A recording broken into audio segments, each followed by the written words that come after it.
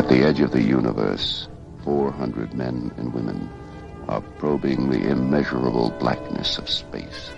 Their leaders are an Earthman with no fear and a stranger with no heart. Travel beyond our time and solar system, into new galaxies, into worlds beyond your dreams. Star Trek, every week, in color.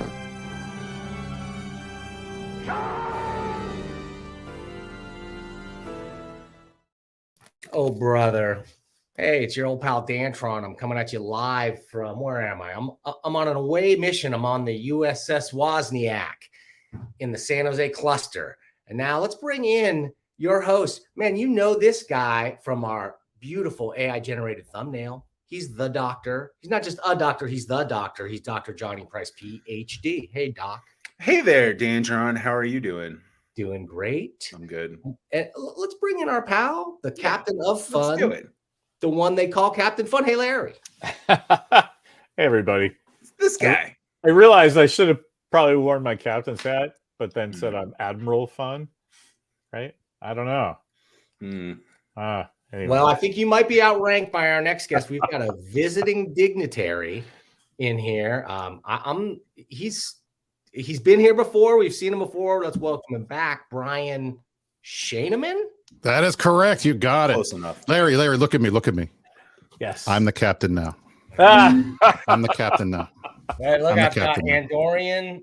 I've got an Andorian audience. Yeah. There you go. Oh, Nice. hey, everybody. You got it. Oh God, what is that? What is that original series episode with the people looking through the view screen? Yeah, Mark of Gideon. Mark. Oh, of yeah. Gideon, Right. that's That's exactly what that is. Gentlemen, It's welcome. creepy. I said Hi. last week, and I'm going to say it again. If it doesn't have anything to do with "and the children shall lead them," which I've only seen once and have never watched ever again, because fuck that episode. It's a bad episode. It's very sad. and I didn't like it. And, Why don't other you than like that, "and the children my shall lead them"? trivia is unstoppable. Why don't you like "and the children shall lead them"? I think when I was a kid, my parents were pretty religious, and they impressed upon me the whole like good versus evil thing. And Star Trek up until then had been like, "Hey, let's go on adventures and talk to the rock people and stuff." And then that was like pretty like demon oriented and fucking scary. And you don't like demons. I was like, look, man, I get enough of this shit on Sunday. This is my time, and I want some sugar, and I want some Star Trek and some funny books. Listen, if you were not scared of that Gorgon guy as a kid, then there's just something wrong with you. He's like everybody's nightmare, scary looking fat weirdo who's going to come and eat you. He's a lawyer, so right there. Exactly. Well, that's the worst part. I mean, that just tells you there's something wrong with him. So, well, gentlemen, I feel like there's an elephant in this room right now, and Not me. And this elephant is wheelchair bound and old as fuck, because this show, I loved it. It came out like out of a cannon. Episode 1. I didn't watch the first 2 seasons, but I was like, I'm in this. If they kept up this fun Picard Riker dynamic and kept some fun in the show and made it like that, I would have loved it. But here we are at episode 8. Yeah. And I'm hard pressed to tell you what happened in the last couple of episodes. They all kind of mushed together into a mushy Jack Crusher stew. Every episode, makes him a little more annoying. So what's Well, it's like we've said before. It's like these are all like 10-minute segments of the larger movie. It's like, okay, what do you want me to react to? We saw that 10 minutes. Okay, now we need to see the next 10 minutes before we have any thoughts, right? I don't know. Big Show, what do you think? No, I think, and I have these all fresh in my mind because I literally watched them yesterday. Nice. So I was watching first season. I was almost done with first season. I got my costume and I was like, hey, check this out. And Larry's like, dude, you should come on the show, but you have to watch Picard before you do. And I said, okay. And I started binge watching this thing. So over the last 3 days, I have watched 8 episodes of Picard. There is something wrong with me. That's Okay. Yeah, I I don't wish just, that upon anyone. My problem with that wasn't. most of the stuff on this show, and Jack Crusher in particular, is I feel like I've seen this all before done better elsewhere. That's true. Like, Yes. is Jack Crusher, isn't he Charlie X? Isn't he just Charlie Evans? I mean, really, he's just the random kid who suddenly has magical powers and has no idea what to do with them. I mean, come on. We've seen that episode. We know how it ends. Man, that would be so great if there was a scene with Picard with his shirt off, tumbling in the gym, Right. to teach Charlie X how to how to Right. get his aggression out. That'd be so awesome. Oh, And there's Yaman Rand right there, and everything is not. It's all just exciting. Smack her, and then gives a speech about how you don't do that to You women. can't do that to women. Yeah. What's That the- that That would be episode did that not would be age a well. better Let me episode. tell you. Just Um, marketing. What's his T-shirt say? The gym shirt. What ship are they on when that happens? Oh, That starts with a T the Picard ship. and an Oh, I no. and then another T, right? Like instead Isn't of like Oh, you're not talking about Disco. Picard. It just says card. Real C-A-R-D. Right. card, Yeah, Card. iCard. yeah, There you go. There you go. yeah. iCard. There you go. Yep, that would work. Lovely. Anyway, sorry. I agree though. Yes. I hate to say it because I'm always talking crap about nostalgia bait and whatever, but like the nostalgia bait is the best part of this show. Like I like seeing the old characters come back, little changes. It's all the new stuff. It's all the new characters they're trying to interject. And derivative is the word for Jack Crusher in every way, because he's not just Charlie X. Oh, he's Charlie X, but he's got a dash of Han Solo, and he's and he's got a little bit of David Marcus, and he's too cool for Starfleet. But by the end, David Marcus thing. he is Starfleet now. Yeah. Right? Oh, he's really earned that to be. That's all I really remember from the last episode is like a lot of really badly written things, like poorly written, like he's leaping into people's minds. And Vladek, like, she could kind of like catch that. She kind of catches like and realizes exactly what's going on. Yeah, she's the only one in the entire ship who knows what's going on. That's very frustrating. It's frustrating. The mystery of what his connection is to the formless ones, like there has to be, I don't know, it better be something good because they're keeping it all cloaked in mystery for what? Yes, and this is the thing, and it drives me crazy because even Jack himself recognizes that it's bullshit how they, and I apologize if I'm swearing too much, but you guys got to deal with it. I'm a sailor. You're not swearing enough, Brian. Why don't you fuck off with that there, Brian? Thank you. I'm just saying. It's your show. I got to know what's good.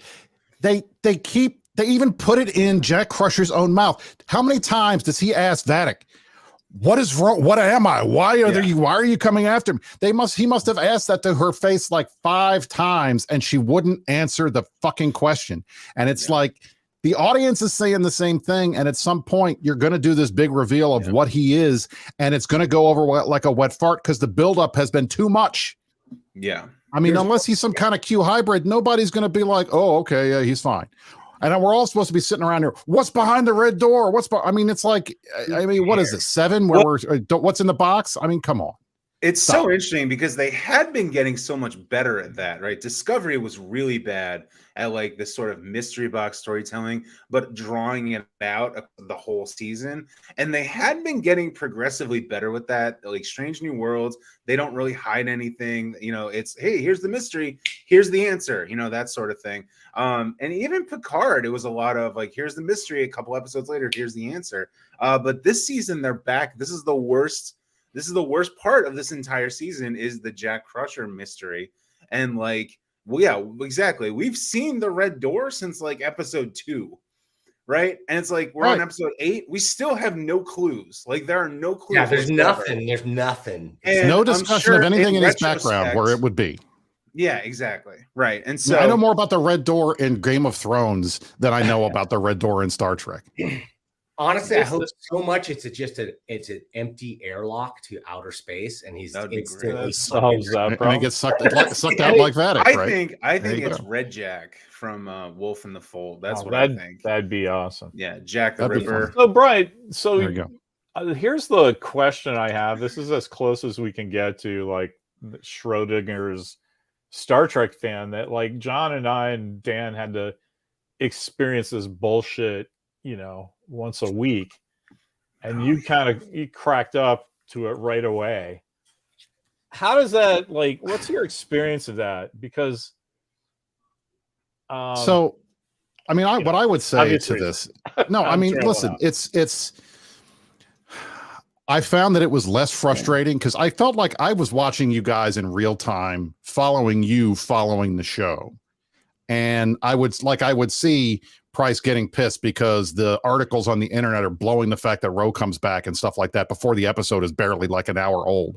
Yeah. And I go through and I'm watching this stuff and I'm seeing everything. And I have to say that because of that, because I could binge it, the pacing was a real pain in the ass. It just was not fun. It was too long. There was a lot of stuff they could have easily cut, a lot of exposition that didn't add anything to the story, but filled time that I felt like if they had taken this plot and compressed it into like a 2.5 hour movie, it would be freaking great. And we would all be praising them. Hey, you guys did a great job with the last Next Generation cast movie. Yeah. But they didn't do that. And just there's some I have nitpicks on every single episode of this entire series. I have at least 12 for most of them. The only one I don't is the 7th episode was great 2 ago because Raffi wasn't in it at all, and that was the best part of the episode. Yeah. But the rest of it's just little stuff that drives me crazy, and they should know better because I feel like they fixed some of the problems that we had with Discovery, but they make all kinds of other problems for themselves by trying to be like 2023 edgy in space, and just little things that to a Star Trek fan you look at and you're like, that kills my in-character belief that this is actually happening in the world that I know, because I know that that's not how it's supposed to work. And it's just little crap, little things that just pull you out of the moment. You watched the first 2 seasons, though. I watched the first season. I skipped the second season because Price told me to. That's a smart move. I agree with that move. I couldn't make fast episodes. You have brought honor to your house, Price. Yeah. There you go. But so of season 1, like I found that abysmally unwatchable. Oh yeah. I didn't get past the first episode of it. I was just like, I'm out for sure. But Picard brought me in with season 3 brought me in. I really felt ready for it, and I felt kind of betrayed. Well, we had all of the praise. Like everybody was praising how great season 3 was. This is the best Star Trek in a while, and I'm like, did you guys watch Strange New Worlds? Yeah. But and I'm watching this, and it is the Price. You linked an article today, and I can't remember the woman that wrote it. But was talking about the serialization of television has destroyed a lot of these TV shows. Catherine Trendacosta, she is by far my favorite critic. And she doesn't write very often anymore, but she used to be very prolific. And her article was from, I think, like 6 years ago about how serialized television was boring and bad and killing TV. And she retweeted herself, and she was like, I can't believe it's even more prescient now than it was 6 years ago. And she's absolutely right. She's absolutely right. She went on a bit of a rant on Twitter about how, like, stop calling it a bottle episode. It's just an episode. Like, that's what episode means. Shows don't have episodes. They just have part of the story for 40 minutes. And then you go to the next part of the story for 40 minutes. Like, an episode is a self-contained story. That's what an episode is. It doesn't have to be a bottle episode. You're on this whole thing. I think she's great. She's my favorite. I thought her article was amazing. It was spot on. Awesome. But can we just talk about like the whole evolving language thing? Because obviously you guys know that comes from the production side of doing an episode. You don't have to do outside shoots or do extra sound or whatever, because it's in the bottle that you're used to, your standing sets that you're used to working in. Right. So that just went out into the world. But if we start doing that now, like when I was a kid, nobody cared what you did opening weekend, right? Then box office mojo wasn't a thing. It was just like, oh, was that cool? There's a girl took her shirt off. This ray gun thing happened, and there were explosions. Fuck yeah. Good. Let's go see it again. Right. I mean, nobody cared. but that's part of the lexicon now too, right? Like, what'd you do? So I don't know. I also think Fucking it's a lot solids. like it's a lot like comics because but well, maybe even a little different because it's like the producers set these whole here's what's going to happen this season. We got to get this beat in, this beat in, this beat in. And then they dole out all the episodes to sometimes like all different writers. I would say the writing is all good on Picard. Like each episode is written pretty well. I liked some of the characters. I like Shaw. I really like Shaw. I'm not a Shaw fan. I'm a Shaw guy. Shaw got me. He grated on me after a while, but I liked him in the beginning. I like the idea of a guy like Shaw in the Star Trek universe. I agree with that. I liked him when he was Captain Styles. Well, but I'm just saying. It's just that the fact that he needs a swagger stick. Here's the Jack Crusher thing, and like we can tease it, but we can't reveal it until episode 10. So like, but we have to have a piece of it in every single dumb episode up until then. It's just the pacing is wrong, and I wonder if they knew. I wonder if they know if it's going to be released as a block when they're writing it, because like you said, like it's not very bingeable. It is very serialized, like cliffhanger of the week, and like to the next. But when you see it all in one big piece, it's just kind of like, what? The pacing is all wrong. Its pacing is all wrong.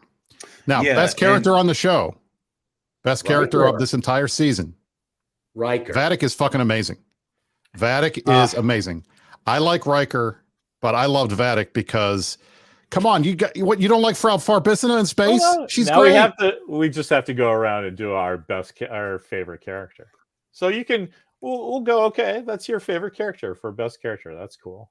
I like that. Are we talking favorite new character or favorite team? Well, new character. I mean, I think new character is fair because I mean everybody else is old. I mean, how can I? All right. Okay. Well, new character. Who do Riker is the best. Like mine is. You guys don't like Vadic. You guys really don't like Vadic. Forge isn't bad, but no. Vadic.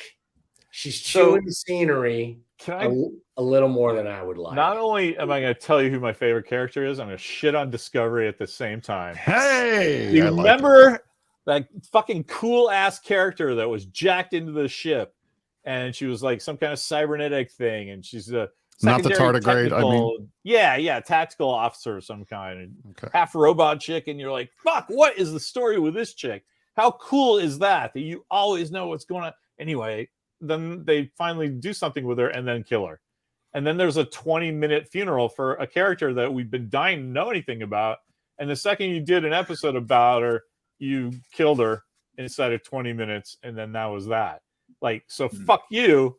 My favorite character, Tavine, the cool ass bald Vulcan chick. Yeah, you killed that girl? Are you kidding? You could hang a show on that character, just visual storytelling alone. Yeah, Tavine is cool. They just blew. Crazy. I was pissed. And I can't believe they didn't kill a red shirt. Like, here's I think that's why they did it. Here's the thing. That's why they did Here's the thing. He's got the gun to one person's head, and then does the she does the shocker and kills the other person. But the person she's talking to can't see that. He didn't know who she was pointing at. Right. He didn't know that she made it. That meant nothing. But this, then they do the Star Trek 3. Tell him. That's exactly what it was. They totally ripped off Star Trek 3. You got Cruz there, and he's pointing at Savick, and then he shoots David, and then and then Savick, David is dead. Oh, we've seen that before. Didn't work then either. Well, right. I just I made a mistake. For all of the callbacks and references and they think it's homages, why didn't they kill a red shirt? Like, that would have been like the perfect homage. Like, we're gonna kill this ridiculous red shirt. I made a mistake. Vadic is not my favorite character on the show. My actual favorite character, the Bajoran lieutenant in that scene, who says, and it's the first time on this entire show where I was like, that guy gets it. When he's on there and he said, tell me someone who loves you. And he's like, my son.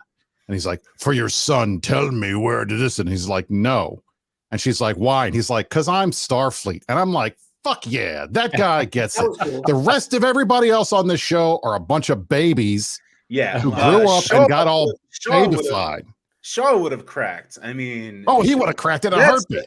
I like Shaw. Like I tweeted about this. I like Shaw because the actor does a good job and he has like funny lines. He is a horrible captain. Like, and I one know of the worst ever. Like that's like of really there bad. are gonna be bad captains. Like I'm gonna believe there's a lot of them. I agree. I was just gonna say that's part of his character. Everyone is sort of lionizing Shaw because they like the way he's portrayed. When in reality, like it's the Ed Mercer, it's the Orville situation. It's like, Ed, we're gonna make you a captain. He's like, oh, that's great. And I was like, well, why don't you calm down? There's 3,000 ships. We need captains, right? Exactly. You're not number one, right? You're not number one. You're a middle range sort of guy, right? That's what I think about Shaw. To me, Shaw is Captain Styles, just with more lines. He is literally the guy on Excelsior walking around, acting like he's spitting polished, dude. We're the engineers. We're gonna, hey, you're ready to break some Enterprise speed records in the morning, and he's just like completely out of it. But I'm sorry, you are a Starfleet captain. You are in over your head. You are doing everything you possibly can. There is no way in hell you turn to some random guy you don't know and say, well, you're the captain now. Here, transfer codes to Riker, Alpha Exeter 237, whatever. Like, you don't just hand over command to somebody. Come on. Who the hell does that? And he's like lecturing 7 and 9, like there's nothing you can do. It's like, bitch, did you watch Voyager? There's a lot 7 and 9 can do in this situation. Like, all right, we got some good comments here. Want to highlight. Has there ever been a cigarette smoked in Star Trek before? I don't think so, but I'll tell you this. Do you guys remember the episode? Do you guys remember the episode with the space like Irish like people that were in the cargo deck in Enterprise D? It was like the second season. Right, exactly. And they're trying to build a fire, and this lightning comes from the ceiling and puts the fire out by putting a force field around it. And they're like, what would have happened if I was? Well, you would have suffocated and died. Why didn't the fire suppression system kill Vladek when she lit up on the bridge of the Titan? The smoking thing is very weird. The smoking thing is very weird. Clearly, because she's a goddamn changeling. Why is she smoking? Like, where did she learn how to do that? Like, where did she learn how to do that? Did they torture her and make her smoke while she was being tortured at Daystrom? Maybe she's mimicking smoking. That's just part of her experience as a changeling. I don't know.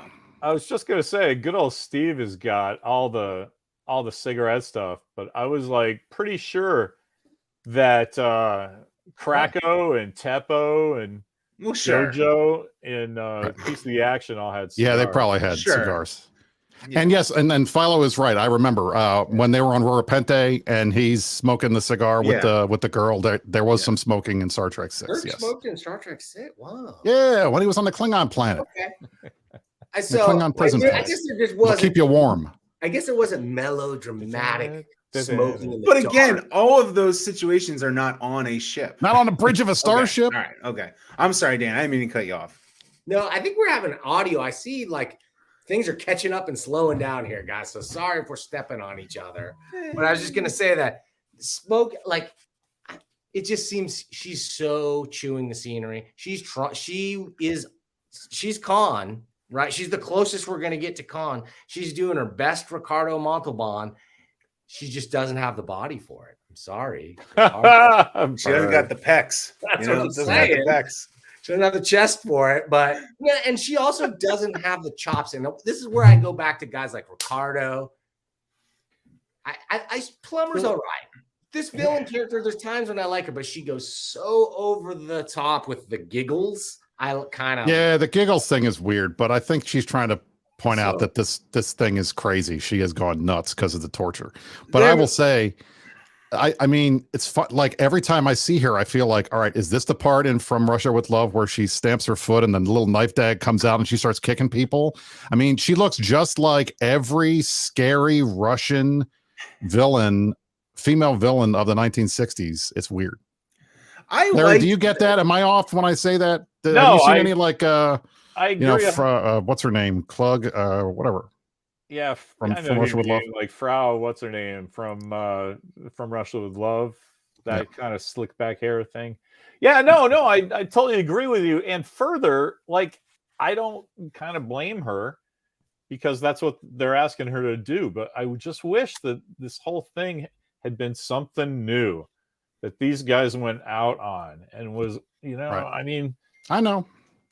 so, There's a couple things with Vlasic Rosa Klebb, and that's her it. pickles. Thank you, Chris. So there's a couple things, right? He So got they it. had this really they made her interesting for half of an episode. When the first time she cut off her arm and the head appeared, she got so deferential. I agree. And like, Yes, that is true. And it was a really interesting moment where it's like, oh, I hated this character for like 2 or 3 episodes. And then you see it's all a facade.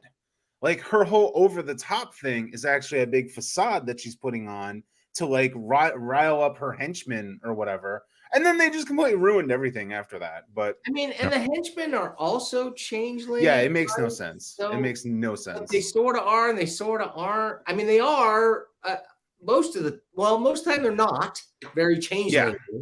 And they don't seem to do any of the cool changeling fighting. No. None of that. None of the CGI changeling was fighting. better in DS9. I don't. That's what I don't get. Like, there's a whole scene in the last episode where everybody's favorite girl is knife fighting. Raffi's knife fighting, and I'm like, are you kidding me? You're going to knife fight with a changeling? How does that even work? They can just morph around the knife. How is that? Do you guys remember in DS9 they would Stretch Armstrong themselves and wrap themselves around your neck and strangle you to death? Like the CGI for changelings was better in 1996 than it is in 2023. Like it's insane. It's insane to me. I mean, I do like some of the effects that they use, some of the changeling of some of them. Like they're trying too hard. I like the meat stuff because it tells you that there's something wrong with them, right? I like that part. But the way I was wondering why they looked the way that they looked. Well, and they finally explained it after like 6 episodes. Experimental nature, right? That's the fact that they're not really changelings; they're these quasi. Right. They did something to them, so maybe that's why they are not quite as changeling. But it took like 6 episodes for you to get that little bit of backstory to understand. So dumb. You know what was going on with it, which I don't know. And I don't know if they watched a certain episode of DS9, but changelings can survive in space. Yeah, that was another thing I was wondering. Why is she dead? I didn't remember that. Maybe she's not dead. Who knows? It's only one episode where they talk about it. That's true. That is true. But to be fair, I don't know. There's just a lot of revenge story is very V for Vendetta. That's what it reminded me of at the moment. It's like the character of V, kind of like tortured in an experimental government experiments, and which is another problem. Uh-oh.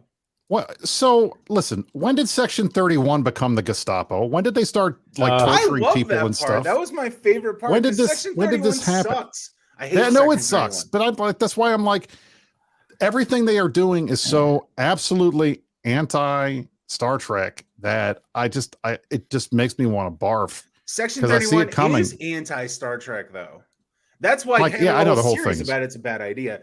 Brian, I compare them to Unit 731, the Japanese experimentation on human beings. People, right? Yeah, I thought that was a great thing. If I would say so myself, that's so good. Do you think they actually that's a pretty good coincidence? The whole 3-1 aspect of the show, right? I mean, maybe. Do you think they intended that at first? No, or just no. I don't know if they're that good, but I mean, at the end of the day, I would think at some point, how many times are these guys? Well, how many times are they going to screw things up before they finally like shut Section 31 down? Right? Well, shouldn't somebody be shutting them down? The whole point of Section 31 in DS9, and you guys know this, I'm just ranting now, is that maybe it doesn't even exist. Maybe it's just fucking Sloan going crazy and doing shit, Does it exist? I don't know. And then for the last 20 years, they've been trying to normalize Section 31 into like the CIA. And it's like, no, it's not the CIA. And I'm so glad that season 3 of Picard, they have a delineation. There's Starfleet intelligence with Worf and Raffi doing their thing. Right, which is so good at what they do that a Romulan could infiltrate them and run the thing, and nobody notices. Season 1, no one cares about season 1. Season 1 doesn't exist anymore.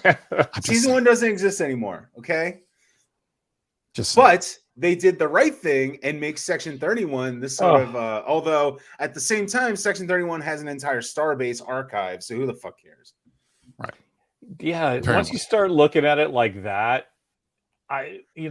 three of us are wearing clothes that we wouldn't go grocery shopping in, right? So, like, speak for obviously, yourself. Let's vote on that one. obviously, it means more to us Yeah, than it does to those guys, Correct.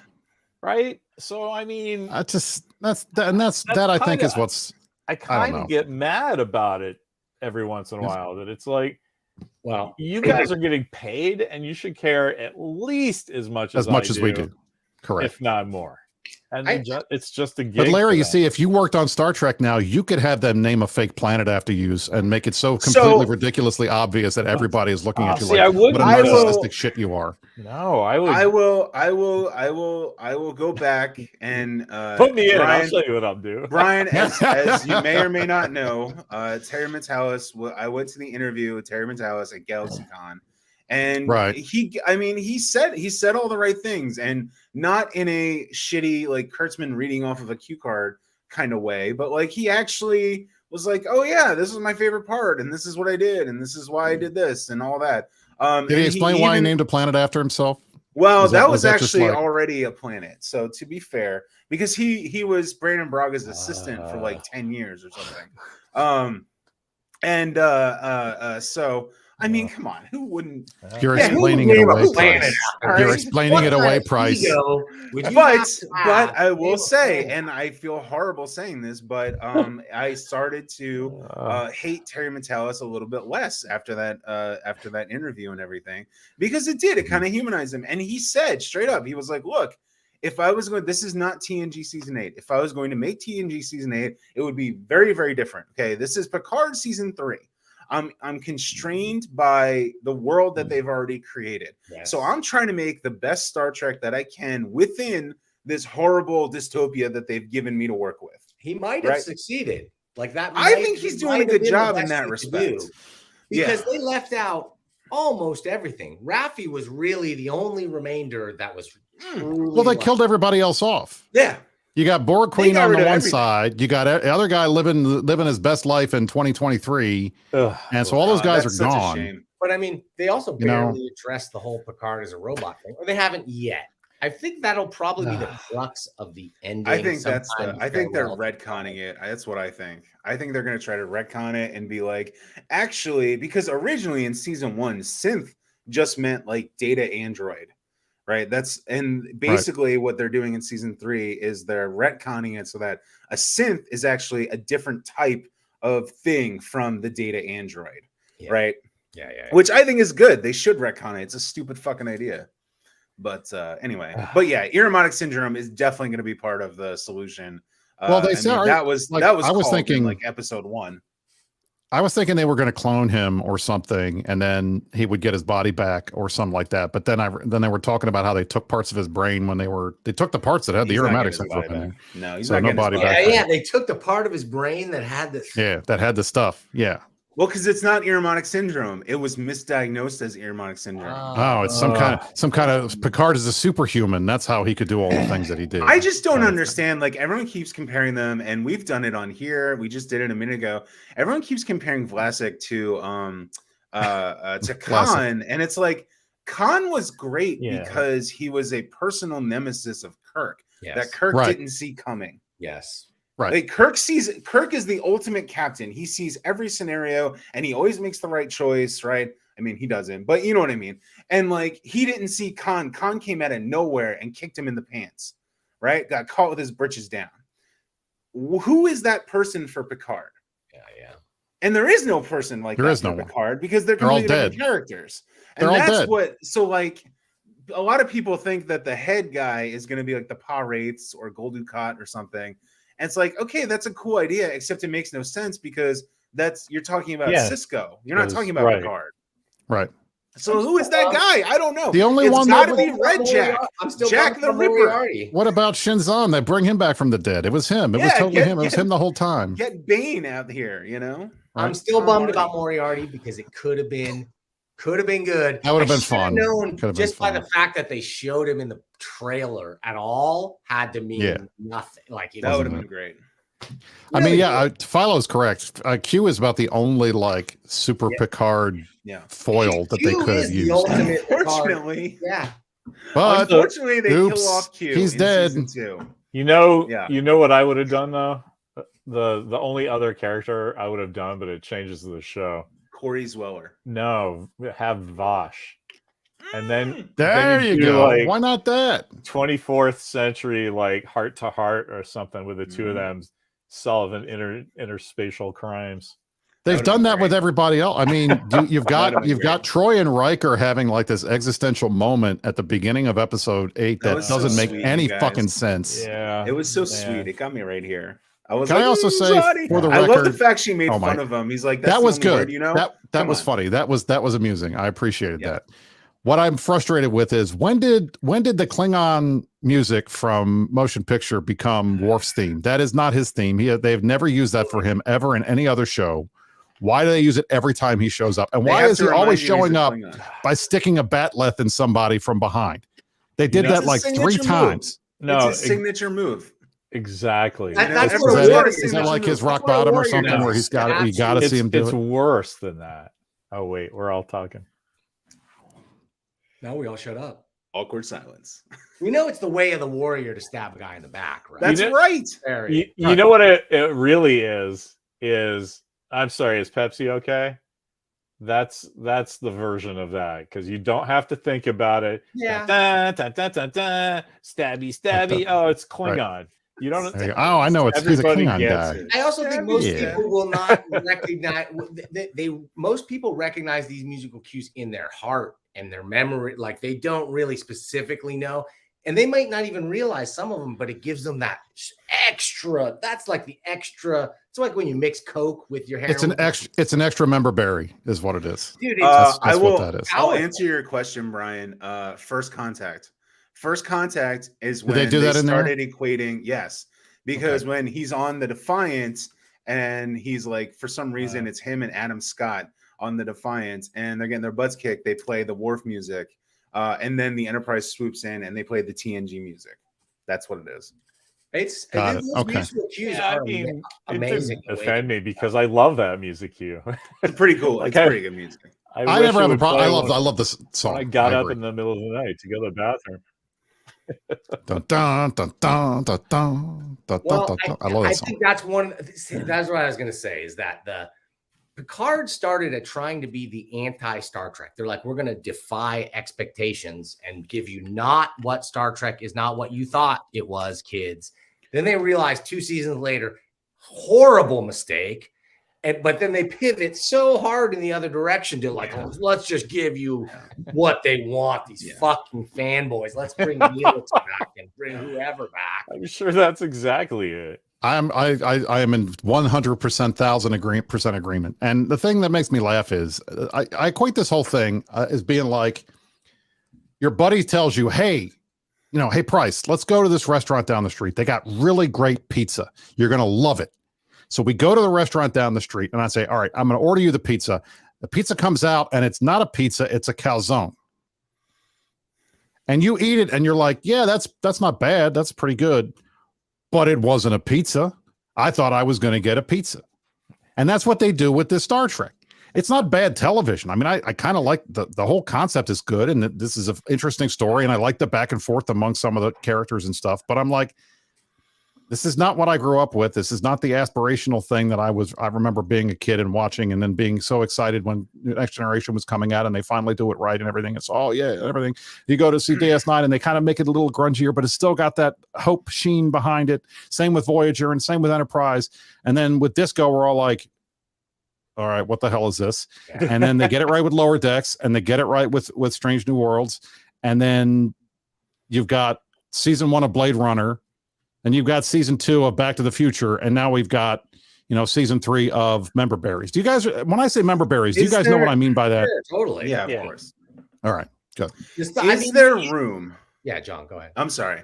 No, I was just going to say, is there room in the larger Star Trek universe, though, for us to have, because the problem is shows that are centered on a person suck. Shows that are centered on an ensemble are good, because it's those ensemble shows that for some reason get the good stuff, and the ones that are centered around people for some reason decide to reinvent the wheel and they end up creating a trapezoid. So is there room in our viewing habits to just say, okay, this is a Star Trek brand offshoot, but I'm not going to think of this as like the aspirational ensemble Star Trek? I think there is room for that, but what it requires is them not making major changes to the fundamentals of the universe. Like turning Starfleet into like Conspiracy, and everybody could be a changeling again, and you can't trust anyone, and none of these, they're not going to help the Romulans, and they're not going to do this, and they're paranoid. Story too. It is. It's so played out. It's like, yeah, we've done this like once a season since 1992. Like, right. Or not even 1987, fucking season 1. Like, come on, no. And they started going down this route with Undiscovered Country, when you have like the anti-Klingon leadership stuff and everything. It gets all, makes you nervous. And then they did it with Conspiracy and TNG, and then you got the Section 31 stuff in DS9 and everything. And you're always got that little thing in the back of your head. But in the end, Starfleet's always been the good guys. And every single time that they have a Starfleet interaction on this show, Starfleet is actively doing bad things, or actively getting in the way, or actively not helping. And whether it's Shaw or whether it's the Admiral or what, I mean, it's just, that's the worldview of the writer's room for sure. Yeah. And I mean, that's what I think they were going for, is like, because I'm down with that. Like, I understand. Like, I think Star Trek is kind of it's old fashioned patriotic, war stuff. So like it appeals to that stuff. But then there's a lot of, we know from our own history, there's a lot of bullshit underneath that stuff. Like, it's great to have, there's war heroes and heroic things happen in war, but there's a lot of really crappy, shitty people involved in all of those things that did a lot of things. So I like that concept coming into Star Trek, like that it's possible, but again, execution is everything. So you can't betray the whole thing. Like, everything you knew was a lie and it's all garbage. Yeah.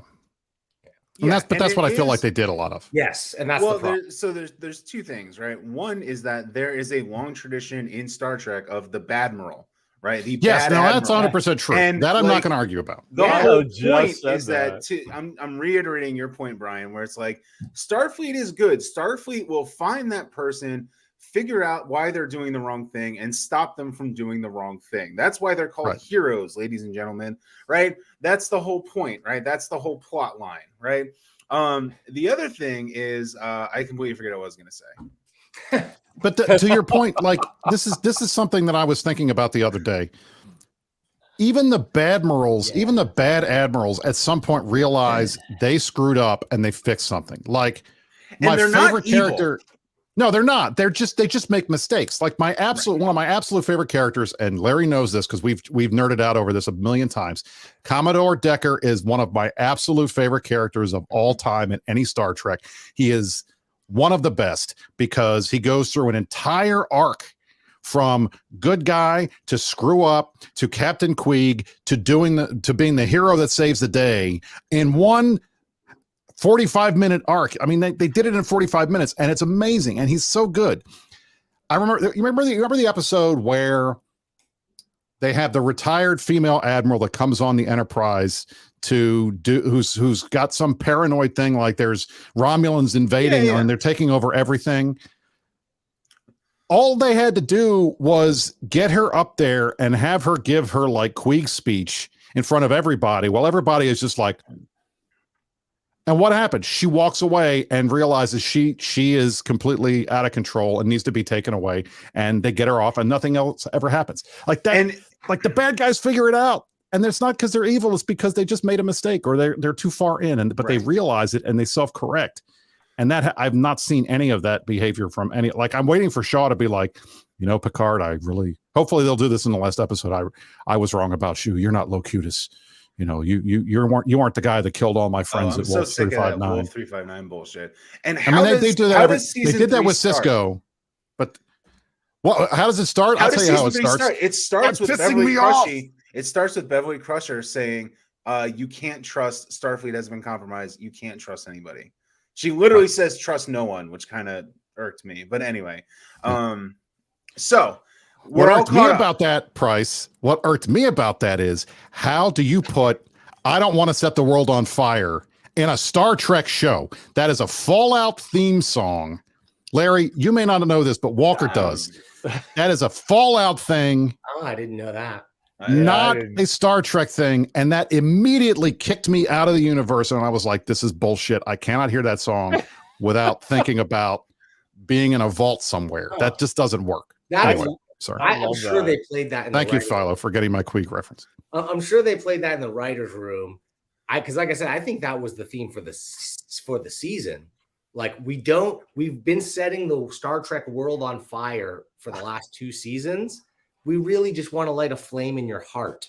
Right. And that's what they're trying to do with this season. It's all nostalgia. So to me, that telegraphed the whole thing. The nostalgia stuff is okay, but some of it goes a little far. Like I feel sometimes like they're nuking. Hi, Karen. They're nuking like some of the stuff way out of it. Like they had to show the inner light flute in the first episode. I mean, they had to do that. They've been showing that in every fucking flashback since 1981. I mean, they have to do that. Can I ask a dumb question? Why do people like that episode so much?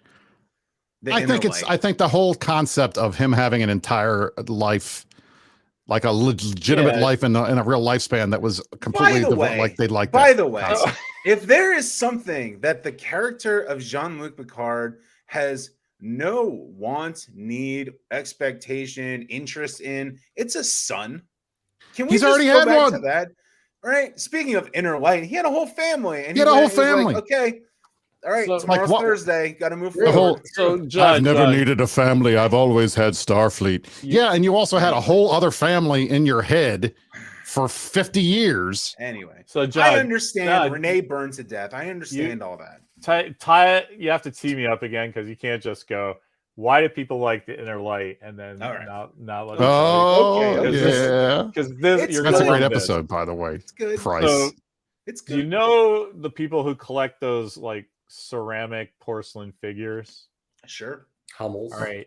Those people, I remember them at South Park about that. Those people were all just sort of spinster English majors in college. Pre-spinsters, right? Because they hadn't, but all they loved was Robert Frost and The Road Not Taken. Okay. So finally they get a Star Trek episode that, look, my entire life would have been so great if I had only done all that flute playing that Picard did. And that's why all those people love that. And it's so treacly. Once you understand it, it's like really hard not to go kill your actual self. At like that you live on a planet with these people, right? Yeah. So anyway, they love it. That's my treatise on why Darmok is the best fucking. Darmok is the best. Darmok's a great episode. Darmok's a great episode. You want to talk about like episodes with character arcs? Ensign Rowe, the episode Ensign Rowe is one episode with so much more character development than any of these new Trek shows. Yep. In one episode, you know exactly who Ensign Rowe is. She goes through this entire sort of up and down in one 45-minute episode. It's an amazing episode. I always rewatch. That's the one you like. But that's Brian. Well, I mean, that's. Go ahead, Brian. So Brian, was that the episode that you liked the best? I liked that one a lot, but I'll tell you, for a single episode, the single episode of this season I thought was the best was number 7, and that was the one. It was 2 after Row. It was the one where they set it up where you kind of it starts out with Tuvok and everything, and then it goes through. I thought it was good because you finally got everybody together. You kind of figuring out exactly what's happening. You didn't have a lot. There wasn't a whole ton of the throwback nostalgia, member berry kind of things. And then of course you finally get the good action where the bad guys take the ship, and you're like, all right, now we have a dilemma that needs to be resolved. Finally, we're in Act 2. I think Price said that that felt like a decent episode of Star Trek. I thought it was good. Yeah. That was the one episode that actually felt like a real Star Trek episode. Yeah. Here's my problem with Star Trek. Viola just said yesterday's Enterprise, and all of us, anybody worth our salt, can sit there and reel off 5 or 10 episodes by title and tell us how you felt when you saw that episode. Right. And now, like, I couldn't tell you the title of any modern Star Trek episode. I could barely tell you what stuff is about. And I kind of only remember a couple from Strange New Worlds because I thought they were cool. That's like a hellish ratio when you think that like maybe 3/4 of season 2 of the original series is just incredible every episode. Right. And we know them all by heart. Yeah. Like, you think that's the difference between having a writer's room like they do on a lot of these shows than like hiring Harlan Ellison or something to write and just like hiring killer science fiction and authors. I don't know what it is because it might have something to do with like streaming and how we all watch TV differently now. Yeah.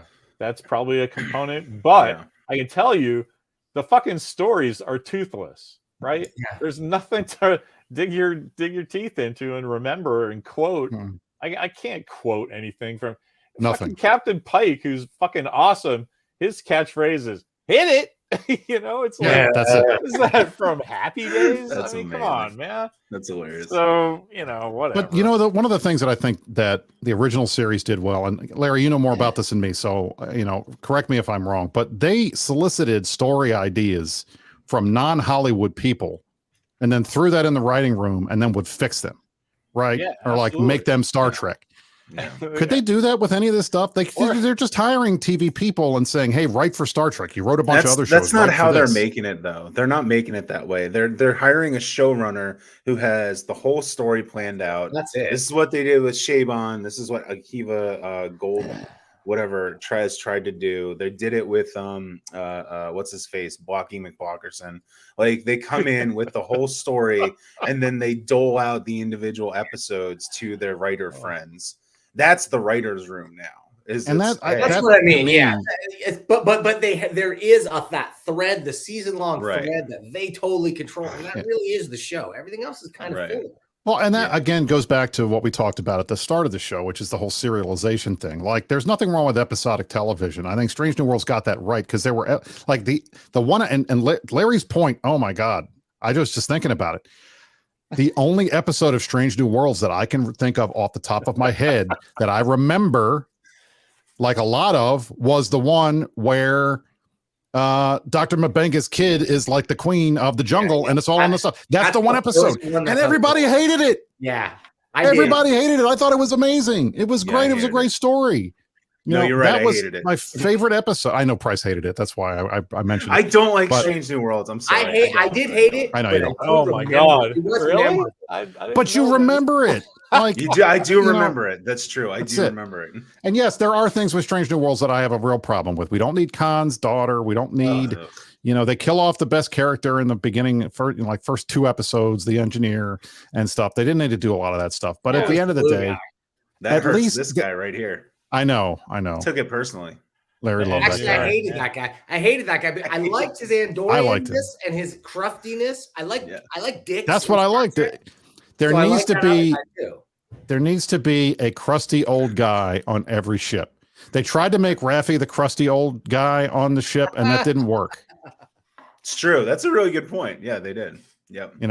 But at the end of the day, Strange New Worlds at least gets it right because there are some episodes that are just straight up. You can watch this. You don't need to know anything else about what's going on that season. You can watch it and it's good. And that is to me has always been part of what's fun with Star Trek. They tell a story in 45 minutes. You can have the overarching thing, like Deep Space Nine had overarching stuff and TNG had overarching stuff. And Voyager obviously had the biggest overarching thing. How are we going to get home? It's the whole plot of the damn show.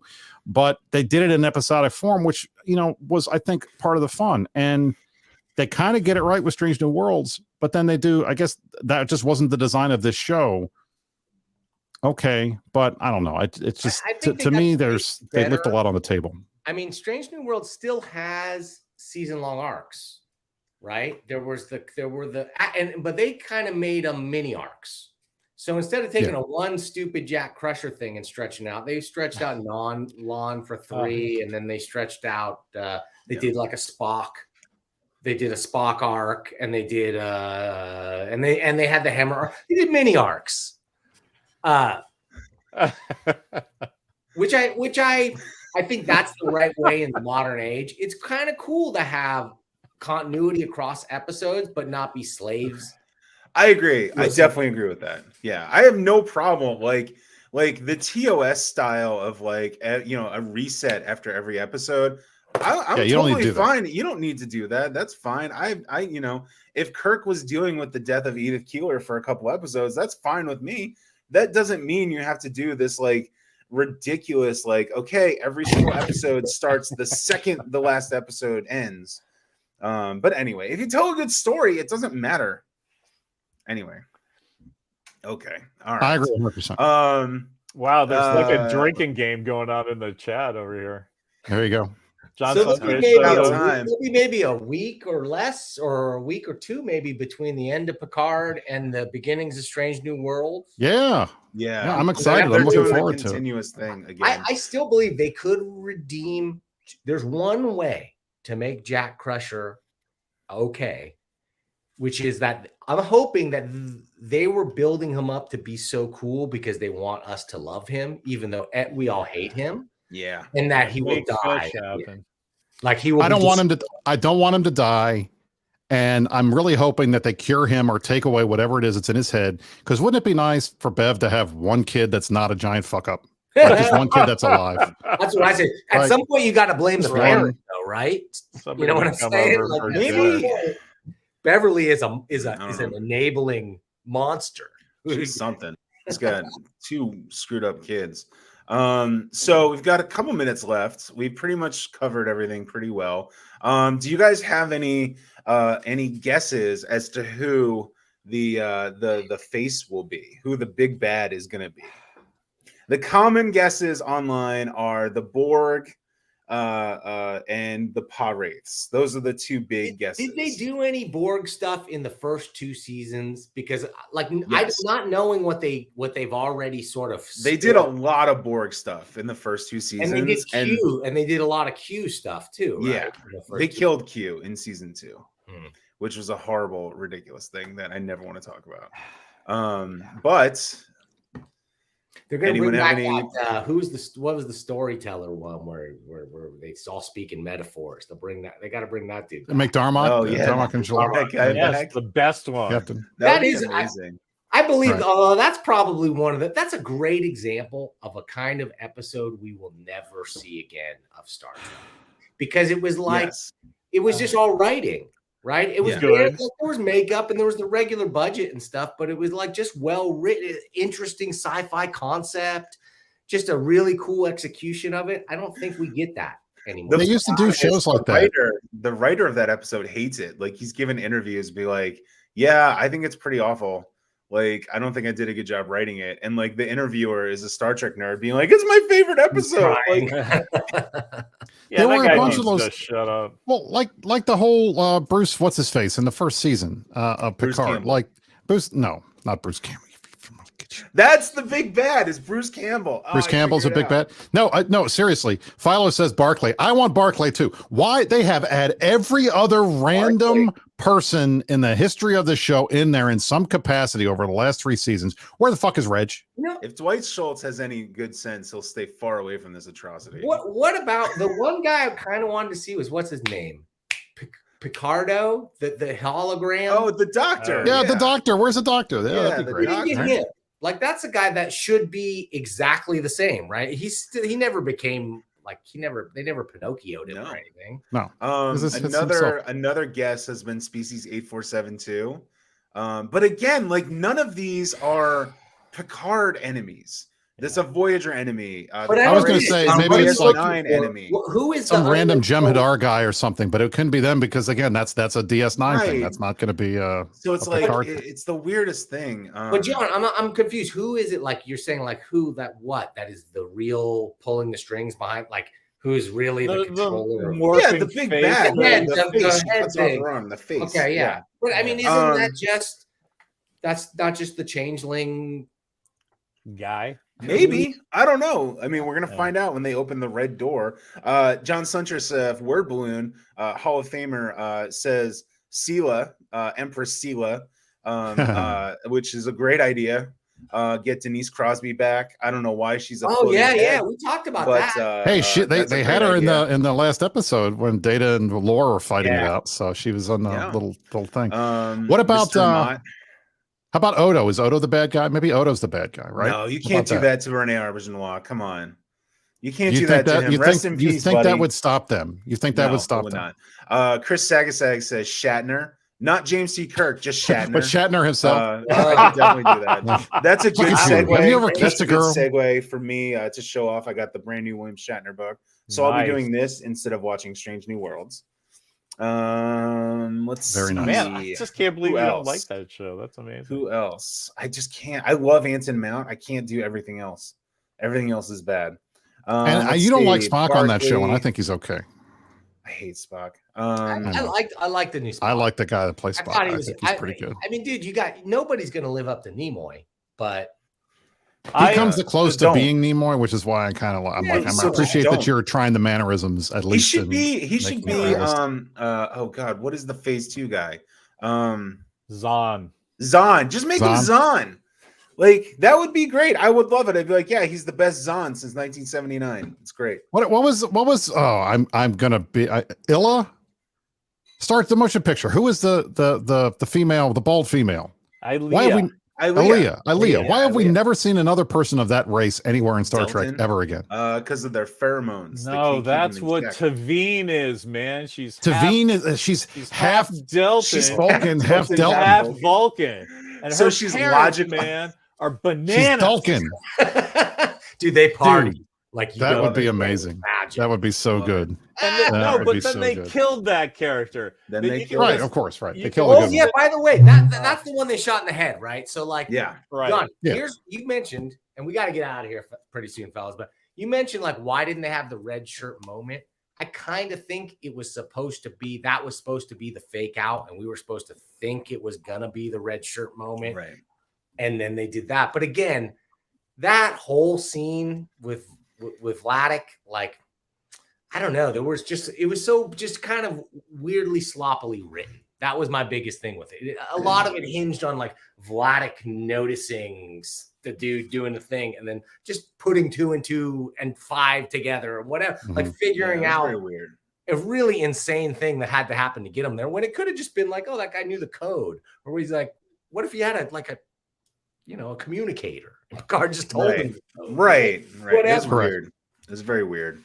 I also don't care about Jack Crusher, which is a real problem since he's like the central part of the story. That's the biggest problem in the whole season.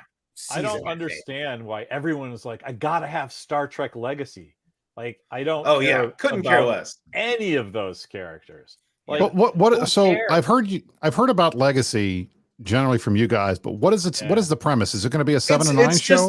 No, it's get rid of the TNG characters, and that's the show. It's Shaw and Seven and Geordie LaForge's kids and Jack Crusher and like and that's it. It's like it's the sequel to Picard season 3, except get rid of all the legacy characters. I think that's the legacy thing. Is like, what isn't that the idea? Like, bring in more of that stuff. Like, just make it more next generation-y. But Larry, wait a minute, Larry. If I'm giving you a choice.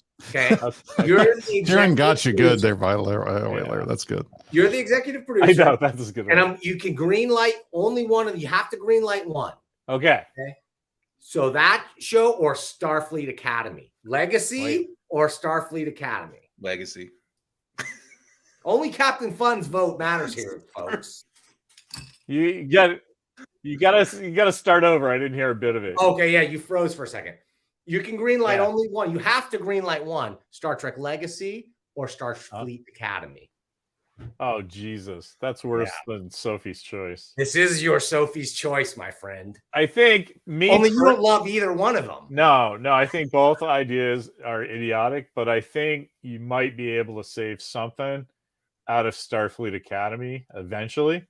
I just don't like the whole concept of like Star Trek is going out and getting a new fucking episode every time, you know? even if you're stealing stuff from, Theodore Sturgeon or whatever, and you got to pay him under the table. Okay, it was a different time. But, fucking people would have ideas, and then you would make episodes, and then that would be cool, and then you would have another one next week, and maybe that one was Lazarus. That didn't work that great. But then the one after that is, somebody's favorite episode. Guys, do you think Got we the would be American singing? flag. It's good. We'd be singing a whole other tune about Star Trek Picard if we had got the screeners. Yes. No. Right. Let's of be course. real. Yeah. Let's be real. Yeah, Right. Absolutely. I am a not. whore. Let's do this. Bring it on. That's it. That's why That's when it. when Kieran got me, I'm like, Yeah. you got John. Right, exactly. You I got kind Price. of don't care, but I would love to have been there. The guy telling everybody 6 weeks ahead of time that it fucking sucked and you're out That's of your true. fucking mind. Yeah. And why everyone else is saying this is great.